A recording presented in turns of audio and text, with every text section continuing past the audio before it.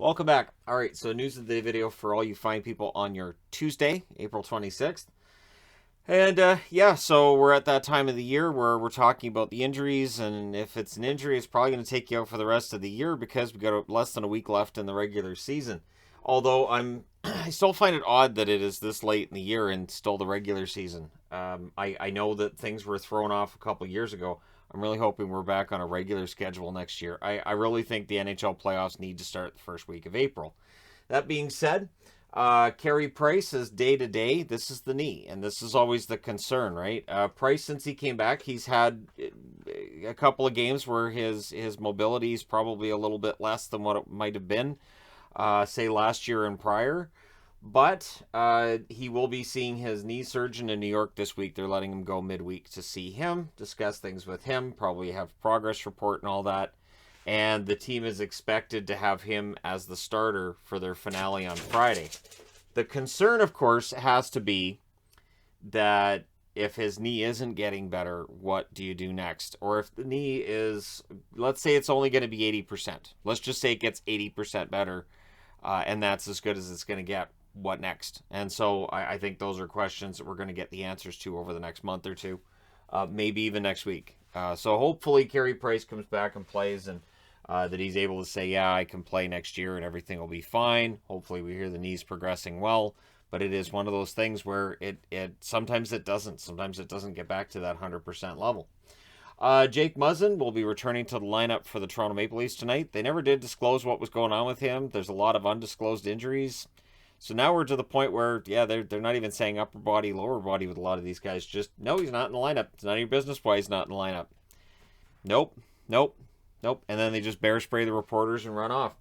So, yeah, Muzzin returns tonight. Bunting will not be playing this week for the Toronto Maple Leafs. They're hoping to get him back for the playoffs, of course, which is a concern that teams are going to have, is making sure they're healthy for the playoffs. So we will see guys getting sat this week. Pullman's been placed on LTIR for Vancouver. I believe this is done for cap reasons. They've called up Seelovs on an emergency basis, keeping in mind that Halak is done for the year. So Vancouver, by last count, has a 1 in 1,000 chance, like a 0.1% chance of making the playoffs. It's not happening. Yeah, it's not happening. But it looks like it's going to be Demko the rest of the way, right? And so we'll see. Maybe you throw Silovs in there and see what he can do. He played some good games in Abbotsford. Abbotsford's honestly had a really good run recently, so maybe. But yeah, for the Canucks, it really is about moving things around and then starting on the off season and working on who you're bringing back and what the plan is from there. Alex Ovechkin, unlikely to play tonight. Sounds like he's out. The team is hopeful he's ready for game one of the playoffs. This again is that same thing about your biggest concern is being ready for the playoffs. And so without Ovechkin, that's absolutely going to hurt their attack. At least he got the 50-goal season before he got hurt. But yeah, that would really hurt their chances if Ovechkin's not 100% for a series, likely against Florida, who are pretty impressive overall and especially offensively. So Ovechkin being out's a big one.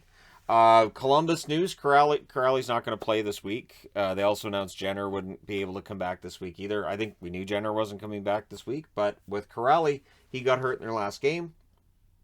He's had a good first year in Columbus. I would expect them to keep him around for next year.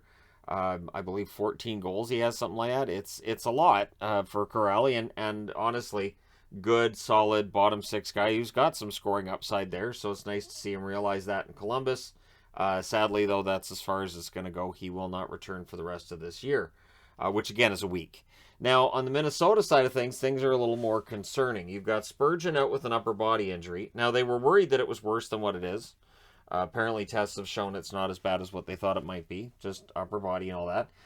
Dumba's still out. Zuccarello's still out.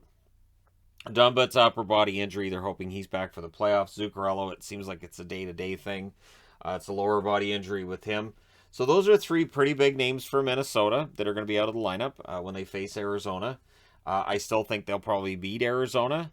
But yeah, if they go into that first round series with St. Louis without Spurgeon, Dumba, one or the other or both, that's going to hurt their chances against the St. Louis team that can run up the score too. So we'll see. Anaheim news. Sam Carrick has signed a 2-year extension, reportedly worth $850,000 per season. That's not bad. Sam Carrick has played well for them. I think he's had a pretty good year. And so, yeah, I think that's a reasonable contract for him, for the Ducks as well. And it makes sense to keep him around. Arizona news. Kolyachonok is out. It's an upper body injury for him, and he may not play this week, which would mean he's out for the rest of the season. Kolyachonok has played well for Arizona. He's been prominent. Now, keeping in mind, this is an Arizona team that was clearly stripped down before the season started. They knew exactly what they were doing. And so it's not necessarily a surprise that they've got some young guys and some rookies in prominent spots. But I like Kolyachonok. I thought he was playing well. Between him and Mosier, I think there's the components there for a pretty good blue line once you get Chychrun back and healthy. I think there's some good indications that Arizona's blue line could end up being pretty good. Kochetkov, it looks like, is starting tonight for Carolina with Antti Raanta as the backup.